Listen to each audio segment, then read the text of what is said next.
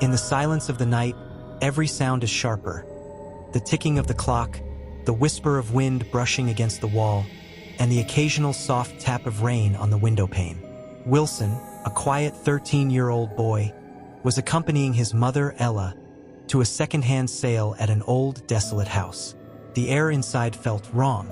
The walls seemed to have swallowed centuries of secrets. The smell of aged wood mixed with a faint odor of rust and dampness. Wilson's eyes locked onto a glass display case in the corner. Inside the case, she was there. Her blue eyes gleamed like glass, her smile stretched unervingly wide, her ears small and rabbit-like, and her golden fur seemed to shimmer even under the dim, tired light. The moment Wilson saw her, a cold shiver slid down his spine. After a bit of begging, Ella gave in and bought the doll. Back home, Wilson placed Labubu on a shelf and sat down to do his homework. But his eyes kept drifting toward the doll. It felt like she was silently calling him, like she might change the moment he blinked. He got up and started playing with her. But then his mother called him downstairs. The second he set the doll back and turned away, a heavy metal trophy from the upper shelf came crashing down, right where he'd been standing. If he hadn't moved, that could have been the end of his story. In the days that followed, strange things began happening in the house.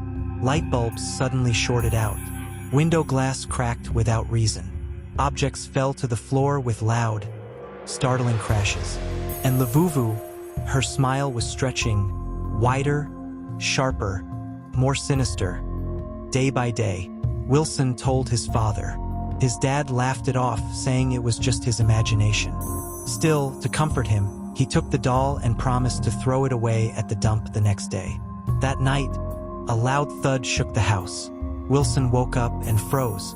Labubu was right next to his face. Her blue eyes were icy cold now, her smile even wider than before. Then he heard his father scream from downstairs.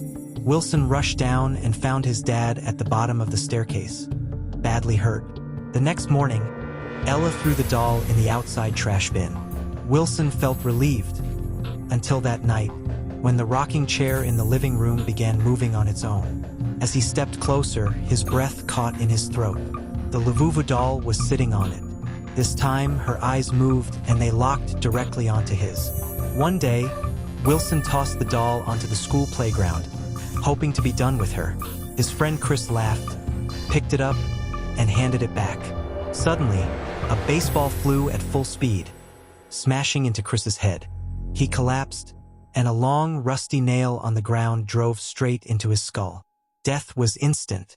That night, Wilson tore the Labubu doll apart and burned the pieces. But when he woke, she was back, sitting in his room, smiling, laughing, a deep, twisted laugh from somewhere inside her. In the morning, his body was covered in bite marks. Terrified, his parents called a priest. The priest took one look at Labubu and said, "This is no toy. This is a starving, malevolent spirit." He locked her inside a reinforced iron box and buried it near the same house where Wilson had first found her. The next day, the priest died in a car accident. Wilson and his parents left the city. The doll never came back. But even now, when the night is deep and the wind taps gently at the window, Wilson sometimes hears a faint chuckle right in his early. It's ready for recording. Shall I prepare that next?